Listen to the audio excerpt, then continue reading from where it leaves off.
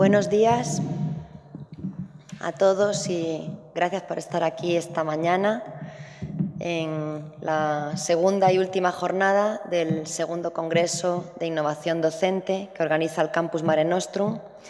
Y bueno, como sabéis, esta mañana tenemos dos sesiones paralelas y esta es la sesión correspondiente al análisis de cursos masivos, abiertos y en línea. Y para esta mesa redonda de cursos abiertos, masivos y en línea, bueno, lo que se está popularizando como MOOC, algunos también intentan utilizar las siglas traducidas al español, ¿no? Les llaman los COMAS, pero ayer comentábamos precisamente nosotros en la cena pues que realmente casi nadie habla de comas, prácticamente solo la UNED. En todas las universidades se habla de experiencias de MOOC, si uno busca la literatura se habla de MOOC, bueno, y se está imponiendo el uso de esa sigla. Para esta mesa de MOOC traemos, bueno, yo estoy muy contenta de que los tres me hayan dicho que sí y hayan podido venir, porque son realmente tres expertos en el tema de los MOOC, y no solo expertos porque hayan leído o porque hayan estudiado la bibliodocumentación, sino que realmente tienen experiencias propias en sus universidades y todos están desarrollando y están trabajando mucho en el ámbito de los cursos abiertos y masivos. Así que vamos a poder ver esta mañana una panorámica completa de qué es lo que se está haciendo, por dónde se está trabajando, qué tipo de herramientas se utilizan, el perfil de los alumnos que acceden a los MOOC, bueno, y en definitiva todo este mundo de los MOOC desde una perspectiva absolutamente actualizada y real de lo que está ocurriendo de verdad en el ámbito de los cursos masivos.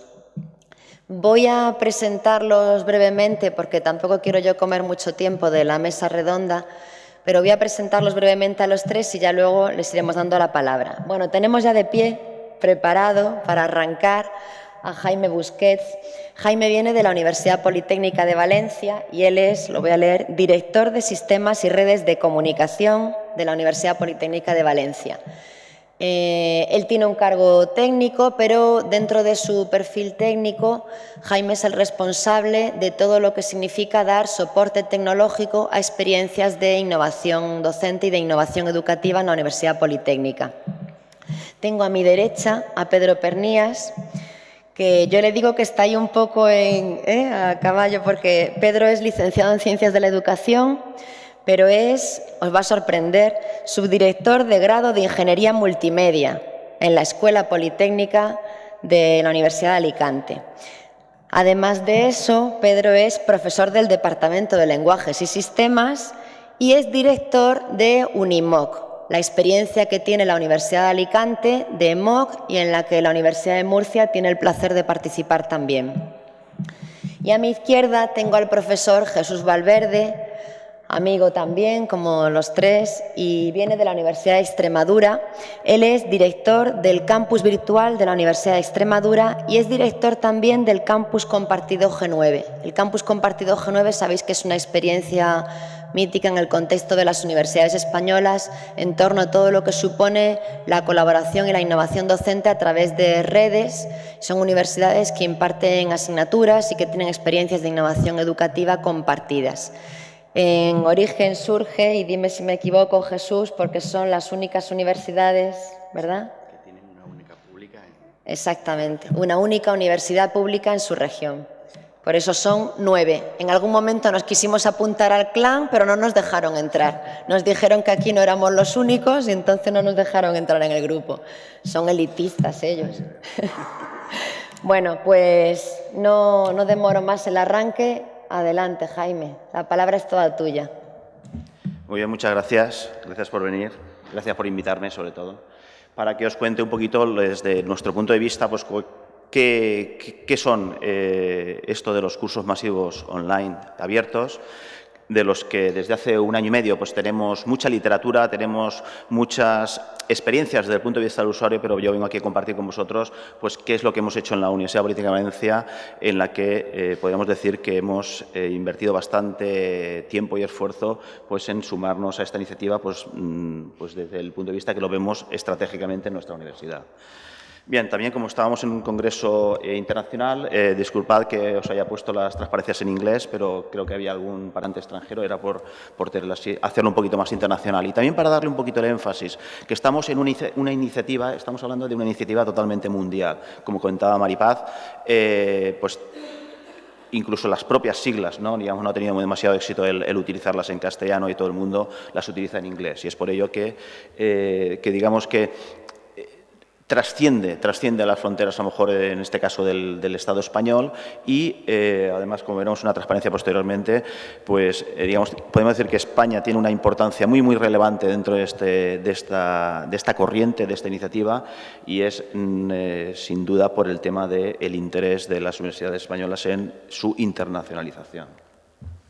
Bueno, no voy a extenderme sobre la Universidad Politécnica de Valencia, es una transparencia que siempre tenemos que poner, pero bueno, somos universidades muy conocidas, tenemos una muy buena relación con todas las universidades, tanto de aquí de la región de Murcia, organizadoras del evento, tanto como el resto de universidades que me acompañan en la mesa, pero bueno, simplemente decir que no somos una universidad histórica, pero ya tenemos unos cuantos añitos, una cuarentena de años, no somos una universidad inmensa, pero tampoco somos una universidad pequeña, y quizá la característica así un poquito más diferenciadora, más especial, es que somos una universidad politécnica, pero no por ello dejamos de tener algunas titulaciones pues un tanto atípicas en las politécnicas, podría ser en este caso de la rama de negocios, pero sobre todo en las bellas artes. Bien, simplemente comentar, o el arranque de mi intervención sería para recordar un poco de dónde venimos nosotros. Nosotros, como el resto de universidades digamos, de nuestro entorno, que pueden acompañar, arrancamos muy tempranamente, hace más de una decena de años, con el establecimiento, digamos, universal de un campus virtual. Bien, en aquellos años, posteriormente nosotros establecimos un plan estratégico en nuestra universidad en la cual se definió una línea estratégica que se llamó de docencia en red, es decir, después del campus virtual que venía. Entonces, bueno, en aquella época, estamos hablando de los años previos al establecimiento del plan estratégico 2007-2014, es decir, que acaba en este año, pues nosotros pues definimos toda una serie de evoluciones que pensábamos que iban a pasar, el advenimiento de muchas tecnologías y planteábamos ya en aquellos años el utilizar esas tecnologías para que redundaran en una mejora de la docencia por medio de la aplicación, la experimentación, la evaluación y la implantación, en su caso, de estas tecnologías innovadoras. Bien, es por ello que nosotros conseguimos algo que yo considero muy importante, y es que la universidad, digamos, definirá como estratégico esto y alineásemos a los diferentes vicerrectorados o unidades dentro de nuestra organización que tienen que estar necesariamente involucradas en proyectos de este tipo, como puede ser la unidad de calidad, la unidad del Instituto de Ciencias de la Educación, el propio área tecnológica en la cual yo presto mis servicios en la universidad, los profesores, etcétera. Entonces, digamos que esta línea estratégica de la universidad, digamos, alineó pues, un mínimo de responsabilidades de un mínimo de 3 vicerrectorados y, en este caso concreto, bajo la responsabilidad o bajo la organización del Vicerrectorado de Tecnología de la Información, pues desarrollamos este plan de docencia en red que nos ha llevado los diferentes años pues, a implantar, porque hemos experimentado muchas más, pero a implantar pues, diversas tecnologías, arrancando del campus virtual, como hemos comentado, pues creamos una factoría de desarrollo de objetos multimedia, experimentamos con el tema de enseñanza abierta, pues como involucrándonos en iniciativas también de carácter internacional como el Open Courseware, y en los últimos años pues ya digamos sobre todo dándole un matiz de apertura a los contenidos docentes creados y a nuestras experiencias por medio de las plataformas de tipo YouTube, iTunes, etcétera, etcétera. Bien. Bueno, hay una faceta también muy interesante, que es el tema de la grabación de clases en vivo, la grabación de clases, pero de una manera masiva, y finalmente la impartición de cursos en abiertos, digamos, nos resultó de una manera relativamente sencilla el involucrarnos en este proceso, precisamente porque habíamos dado toda una serie de pasos inicialmente. Bien, decir la importancia de que no estábamos simplemente experimentando, sino que experimentamos siempre desde el punto de vista de que la tecnología que nosotros definamos o veamos o evaluemos que se tiene que valorar que es útil, pero muy importante que es escalable. Es decir, que nosotros los técnicos vamos a poder implantarla de manera masiva en la universidad. No nos vale de nada decir que pues, un recurso tipo plató de televisión pues, nos va a resultar muy útil para innovar en una determinada asignatura, en una determinada tipo de clase docente o un laboratorio, etcétera, si después nosotros necesitamos implantar, no vamos a tener tiempo suficiente de plató de televisión para extenderlo a todas las asignaturas. O, por ejemplo, si necesitáramos, con los materiales que nosotros producimos, se produjesen precisamente utilizando muchísimas horas de postproducción. Es por eso que todo, desde el punto de vista tecnológico, disculpadme el cariz tecnológico que voy a hablar, digamos un poquito es mi especialidad, siempre es de la base de que el diseño que nosotros hagamos pueda escalar a la totalidad de la universidad con los recursos que disponemos, que como bien sabéis en las universidades públicas es bastante poco en los últimos años, sobre todo. Bien, digamos que estamos hablando de cursos masivos abiertos online que, como sabéis, bueno, el boom fue hace casi un par de años, no llega todavía, quizás hace un par de años, aunque las primeras iniciativas datan de unos poquitos años más. Bien, pero digamos, muchos le han nombrado que es un tsunami, es un golpe tremendo, digamos, en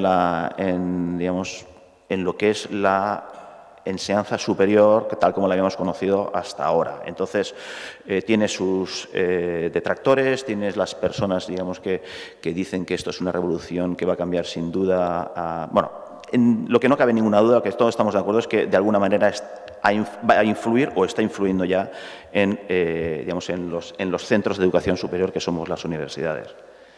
Bien, os he plantado aquí esta transparencia para que veamos en el contexto de los cursos que se han producido hasta esta fecha que es de hace un mes aproximadamente o un par de semanas, digamos, el contexto en el que estamos. Estamos en un contexto de que sobre 1.500 cursos que se han realizado en todo el mundo hasta este momento, pues aproximadamente no llega a una tercera parte, se han producido en Europa. Pero, sobre todo, es muy importante ver que la derivada es muy importante. O sea, que se están produciendo en estos momentos muchos cursos en Europa. Pero dentro de este contexto es muy relevante la posición de los cursos que se producen en el Estado español. De hecho, vemos aquí que más de la tercera, más del 35% de los cursos que se producen en Europa se producen en nuestro país. Además, este dato es un dato que, digamos, es muy desfasado, es de data de hace 2 semanas, porque, por ejemplo, la Universidad Politécnica de Valencia acaba de abrir 15 cursos nuevos esta propia semana, el martes pasado, hace 3 días. Con lo cual ya no son 151, sino son como mínimo 166. Bien, en resumidas cuentas lo que quiero decir es que el tema de los cursos masivos online es un tema muy importante y se ha visto como muy importante dentro de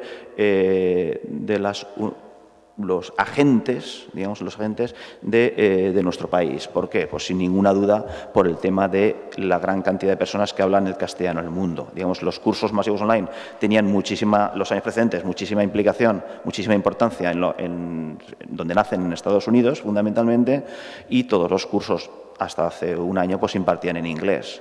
Lógicamente, digamos, las universidades españolas pues nos podemos dar cuenta de que hay un mercado inmenso de personas que hablan castellano, pues al que es digamos, un potencial consumidor de este tipo de formación. Bien, pero como decía, vamos a hablar de la experiencia de la UPV, que es lo que yo quisiera trasladar, que es lo que yo os puedo contar. Cualquier otra cosa es, digamos, es hacer un compendio general del estado del arte, que más o menos hay abundante literatura sobre el mismo. Bien, para hacer un curso masivo online, pues tienes que, simplificando mucho, tienes que hacer 3 fases. Primero, producir los contenidos, después, desarrollar o implantar una plataforma de alguna manera, puesto que, digamos, que el curso masivo online tiene una característica especial que hace que te tengas que pensar muy seriamente si lo desarrollas por medio de la plataforma de campus virtual que tenemos en todas las universidades. Se puede hacer y, de hecho, se están haciendo con plataformas de campus virtuales como la que tenemos en la Universidad Política de Valencia y, de hecho, también tenéis en la Universidad de Murcia, pero bueno, hay que planteárselo porque, digamos, que no es el mismo, no está orientado al mismo tipo de formación, básicamente derivado de la cantidad de alumnos que tú puedes tener en un curso masivo. Y finalmente, pues, desarrollar el curso. Bien. También, simplificando mucho, podríamos decir que los contenidos que tú tienes que crear, lo que tienes que tener necesariamente en la plataforma, ¿me acuerdo? Después ya entraremos en grados de decir si esto es suficiente o no para hacer una buena formación, ¿vale? Yo no voy a hablar de calidad del curso masivo con respecto, pues, a otros tipos de enseñanza, eso lo dejo para mis colegas que son especialistas del tema, sino que, como comentaba, desde el punto de vista de la tecnología, pues tenemos que tener, pues, unas explicaciones grabadas en vídeo, tenemos que tener unas preguntas para controlar el avance del estudiante, tenemos que tener unos ejercicios, unos assignments, unos trabajos y, finalmente, también, pues, dar un soporte a los estudiantes que normalmente se hace, o como mínimo hay que hacer, a través de los foros. Bien, cada uno de ellos, como comento, con la particularidad de que sean masivos, pues nos añade unas ciertas dificultades a esas herramientas que, como bien habéis visto, son herramientas de las que ya disponíamos anteriormente a que se hubieran inventado o se hubiera inventado la palabra MOOC, ¿no? Bien, entonces, bueno, nosotros disponíamos y disponemos todavía de una factoría de creación de vídeos docentes, que es lo que nosotros llamamos Polimedia. Nosotros hasta este momento hemos producido más de 10.000 vídeos docentes, desde que, digamos, acuñamos este término en base a unos desarrollos, a un desarrollo propio de, digamos, de una instalación que vimos que era muy afinado y que nosotros podíamos, como os decía, escalar. Podemos producir tantos vídeos docentes como nuestros profesores nos demanden. Bien, esta es una foto del tema de cómo tenemos montados los laboratorios, pero bueno, esto es un poquito, digamos, bastante conocido. Bien, otra cosa que nos dimos cuenta con respecto a la plataforma es que, efectivamente, cuando nosotros lanzamos nuestra primera iniciativa de desarrollar un curso, no, de dar un curso masivamente a través de la red. Claro, estamos hablando de enero del año pasado, estamos hablando de hace 13 meses. Bien, hace 13 meses pues no estaban tan claras las cosas como pueden estar ahora, quizás, en el tema de plataformas que tú puedes utilizar para desarrollar tus cursos, ¿no? Bien, nosotros tomamos ahí una decisión y es producir y almacenar los contenidos de los cursos, digamos, en un formato que nos permitiese después ejecutar esos cursos en cualquier plataforma. Fuera, por ejemplo, os he puesto aquí algunas, como la Udacity o la edX, que eran un poquito o Coursera, que eran las más importantes, o siguen siendo las más importantes a nivel mundial, o Miriadax, que fue una plataforma que se estaba presentando en aquellas fechas de ámbito nacional, auspiciada por Universia, etcétera, o el propio campus virtual, el propio Sakai de la Universidad Politécnica.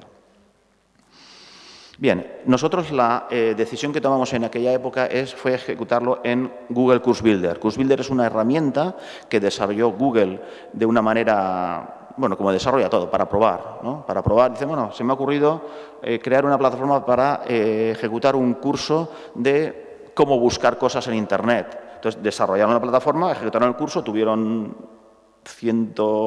más de 100.000 asistentes a ese curso y ya la dejaron. Fue por así decirlo, un poquito una prueba, un capricho, podríamos decirlo, ¿de acuerdo? Bien, porque ellos no continuaron, seguramente no vieron un negocio, entre comillas, digamos, del perfil de cómo es Google, ¿no? Digamos, de las líneas estratégicas de Google, y un poquito lo dejaron ahí. Lo que pasa es que lo abrieron a la comunidad, es decir, bueno, hemos desarrollado esto, hemos ejecutado el curso, no tenemos un mayor interés, siguieron tapando parches, etcétera, pero bueno, abrieron a la comunidad. Nosotros la implantamos y hicimos unas pruebas y vimos que iba muy bien. Entonces, ejecutamos 2 cursos en enero de 2013 basados en la plataforma Google Course Builder ejecutada en la nube. ¿Por qué? Porque era tremendamente barato. Es muy barato ejecutar poquitos cursos en la nube de Google.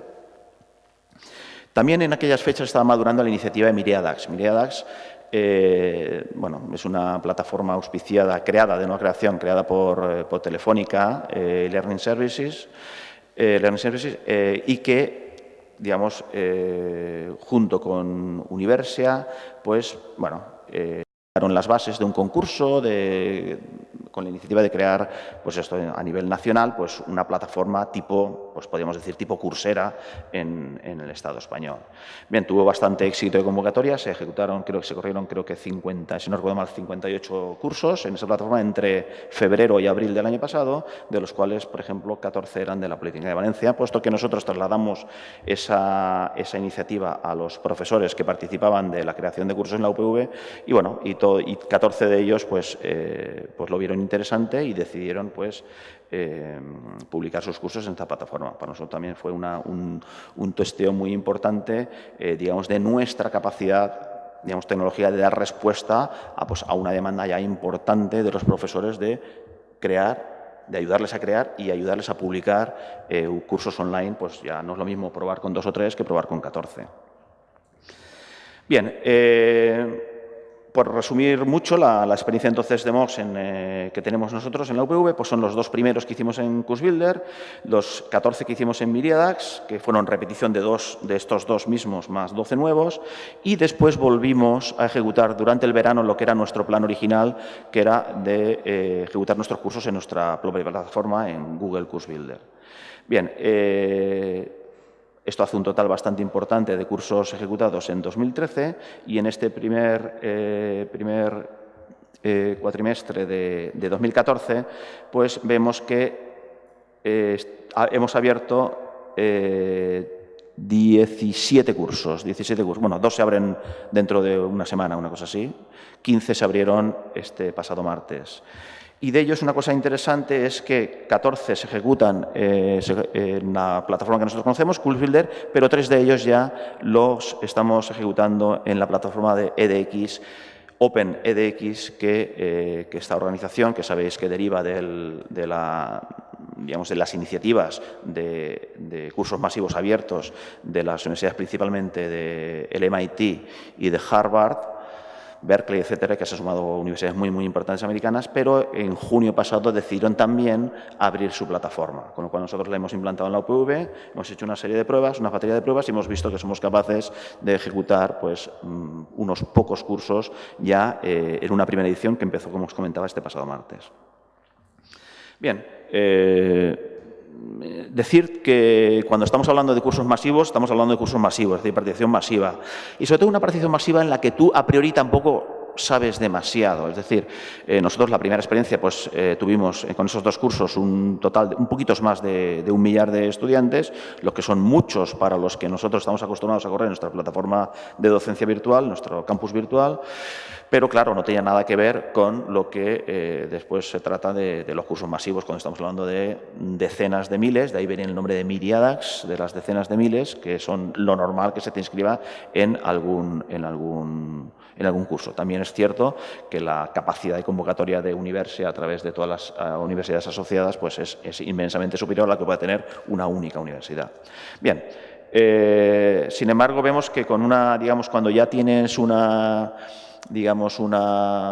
base que ya te conocen un poquito por este tema, pues ya con tus propios medios, por ejemplo, podemos ver que con los 14 cursos nuevos, los que acabamos de abrir, pues bueno, estábamos 34.000 con los datos de esta transparencia, pero que pasaban de 40.000 esta mañana. Bien. Podemos ver aquí pues, un poco un detalle y vemos que hay algunos cursos que tienen muchísima demanda, por ejemplo, el curso de programación de Android, que en Miriadax lo siguieron 30.000 personas y aquí pues vamos ya casi por las 20.000. Vamos a decir que al haber empezado, siempre, una de las cosas que sabemos también es la evolución de cómo la gente se continúa apuntando durante las primeras semanas de impartición del curso. Bien. Hay de todo tipo, pero no deja de tener interés. Hay un ejemplo que siempre me decían, oye, pero es que tienes un curso masivo con 300 matriculados, ¿no? Y decía, no, pero tú, es que que hayan 300 personas en el mundo interesados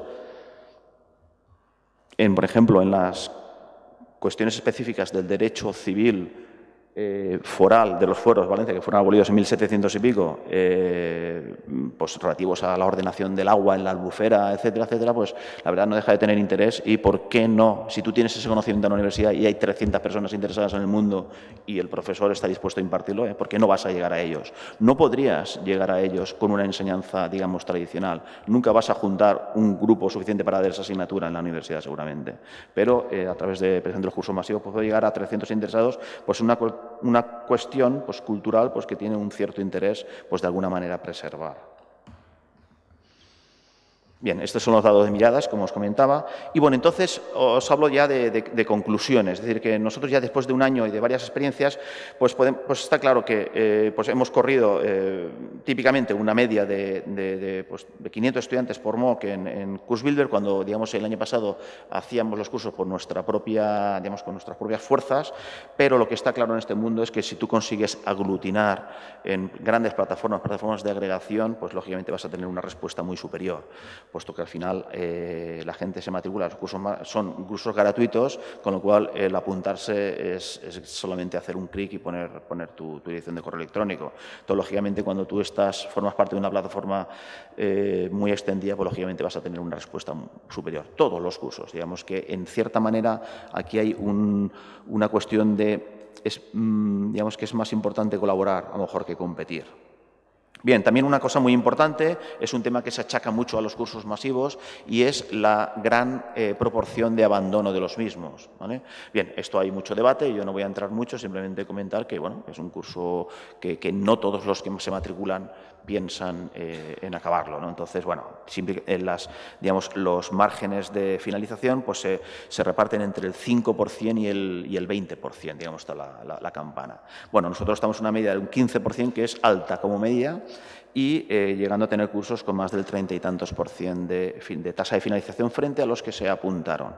¿Vale? Es decir, que ya más de la mitad de la gente que se apunta en los cursos ni siquiera llega a abrir la primera lección. Es decir, más de la mitad de las personas que se apuntan a un curso masivo porque le llama la atención, ha visto el anuncio, se apunta, es gratis, y después, al cabo de 3 semanas, de un mes, cuando ese curso empieza su primera lección, pues recibe una comunicación, pero él ya está pensando en otra cosa, está haciendo otro curso, no tiene tiempo, etcétera. Entonces, bueno, esto ocurre con más de la mitad. Sobre esa mitad, pues las tasas de finalización pues ya están del orden del 50 al 60%. Bien,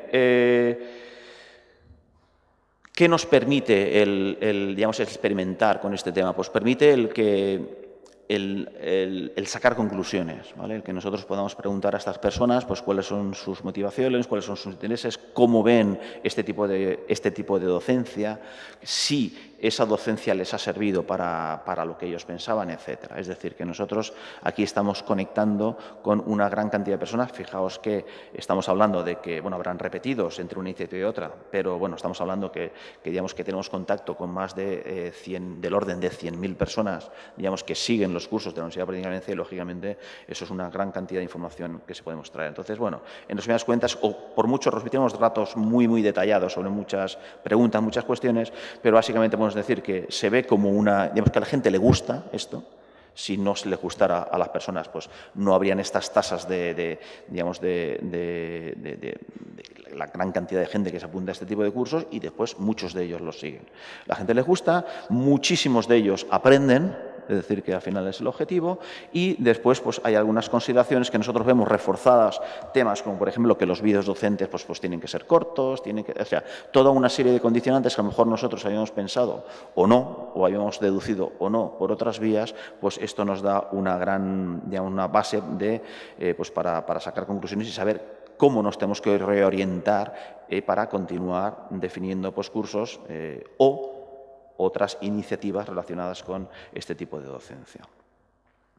Bien, mucho tema sobre nacionalidades, simplemente un apunte de que básicamente 2/3 de los consumidores son españoles. Digamos, las personas en España, nosotros somos del orden de un 4% del consumo de cursos masivos online de todo el mundo, es decir, de las plataformas americanas fundamentalmente, cuando se trata, que es un dato muy alto, ¿de acuerdo? Los países líderes son, como siempre, estamos hablando de términos absolutos, no relativos al número a la población, pero bueno, estamos hablando de que Estados Unidos, China, etcétera, pues España con el 4% es del orden de la quinta o la sexta país mayor consumidor de cursos masivos. Es decir, que a las personas en España les gustan este tipo de formación. Bueno, ahí vemos que de los cursos en español, lógicamente, pues 2/3 vienen de España y el otro tercio, pues podríamos decir que es de los países de Hispanoamérica. También nos permite ver, pues, en qué tipo de personas, ¿no? A lo largo de su vida, o sea, la aproximación que es una formación de formación para tu trabajo, de formación más profesional, de formación a lo largo de la vida o formación, digamos, senior, ¿no? De cuando tú ya te has retirado de tu ocupación o trabajas y por hobby quieres seguir aprendiendo cosas, pues, de determinados campos que te has dejado en el tintero. Pues vemos que hay un poco de todo. Con lo cual, digamos, tú puedes plantearte el ofertar, pues, diferentes tipos de formación, pues, precisamente porque hay muchos grupos de interés. Bien, el nivel educativo normalmente también es de personas que han sido principalmente universitarias y después, ¿cuánto le dedica las personas a este tipo de cursos? Bueno, pues al final resulta que son cursos, es decir, que no son pasatiempos. Entonces vemos que los cursos a lo mejor típicamente se diseñan para entre 2 o 3 horas de trabajo semanal, pero hay un porcentaje pues, bueno, que pasan de 10 horas a la semana de dedicación a ese curso, pero bueno, podríamos decir que están entre las 3, las 5, es decir, bueno, depende también muchísimo del curso, no es el mismo curso de programación en Android que el curso que hemos comentado de Derecho Civil Foral Valenciano, no es lo mismo. Pero bueno, también tenemos, pues, mucha información sobre esto. Bien, simplemente, bueno, aquí resumo un poquito lo que son las cuestiones técnicas, pero creo que digamos, no es de demasiado interés. Simplemente decir que CourseBuilder es una plataforma que era muy barata, con lo cual nos sirvió para arrancar. Google, digamos, decidió abandonarla y, bueno, Mirad es una experiencia a nivel español que es muy, muy interesante, pero que nosotros nos involucramos en un principio, pero en la segunda edición ya no, puesto que ya, digamos, hay unos términos contractuales pues, que a la universidad no nos interesaron porque pensamos que nosotros, por nuestros propios medios, pues podemos a lo mejor avanzar un poco más mejor para nuestros intereses, ¿no? Bien, y finalmente, pues como conclusiones, pues está un poquito en lo que os hemos dicho. Estamos contentos con nuestra experiencia, puesto que hemos visto primero que podíamos hacerlo y segundo que hemos obtenido muchísima información acerca de cómo damos nuestra formación, nuestra capacidad, qué podemos hacer, cómo podemos nosotros ir evolucionando y cómo podemos ir adaptándonos a las necesidades que se nos vayan mostrando. Bien, está clarísimo que tienes que pensar también el curso que tú vas a diseñar, que vas a ejecutar, pues tienes que definir qué es lo que quieres conseguir con ese curso, a quién lo quieres dedicar, porque entonces tendrás que tomar unas decisiones de hacerlo correr en una plataforma, en otra, puesto que los grados el grado de difusión va a ser muy diferente de unas y otras. Bien, en estos momentos, digamos que nosotros estratégicamente hemos visto que la solución que mejor nos funciona es publicar los cursos en OpenEDX, y eso es, digamos, es la prueba piloto que hemos empezado ahora con 3 cursos y en la que nosotros tenemos previsto, pues, ejecutar la totalidad de nuestros cursos en la siguiente edición, que será aproximadamente en los meses de mayo-junio. Y para entonces, pues no solamente tendremos pues, una veintena de cursos ya preparados, es decir, que en la última convocatoria que hemos lanzado en la universidad de propuestas de cursos, pues contando estos que estamos ejecutando ahora, pues tendremos 35 solicitudes, es decir, que tenemos otra quincena más de cursos ahí en el tintero, pues a la espera de ser producidos y tener un hueco para poderlos lanzar. Y, sobre todo, lo que era el objetivo fundamental de involucrar nuestra iniciativa, y es nosotros experimentar por nuestros propios medios y ver cómo conectamos pues, esta iniciativa, como todas las anteriores, digamos que se conecta con todas las anteriores y con todas las que tenemos que desarrollar en el futuro. Entonces, digamos pues, que tiene mucho que ver, hemos sacado muchísimas conclusiones pues, que nos influyen en otras iniciativas que estamos lanzando, pues, como de flip classroom, ¿no? de la inversión de la docencia, está muy relacionado con la colección y el tratamiento de gran cantidad de datos, porque claro, son muchísimas personas y muchísimas opiniones, entonces está todo relacionado con el Big Data, etcétera, o sea, con toda una serie de cuestiones que están, digamos que en la universidad pues tenemos interés de estar ahí, de experimentar por nuestros propios medios, sacar las conclusiones para siempre, digamos, el objetivo fundacional de todas estas iniciativas, que es intentar saber cómo mejorar nuestra docencia, que en definitiva es digamos, lo que nos tiene aquí. Y bien, y creo que esto es todo. Sí, muchas gracias por escucharme.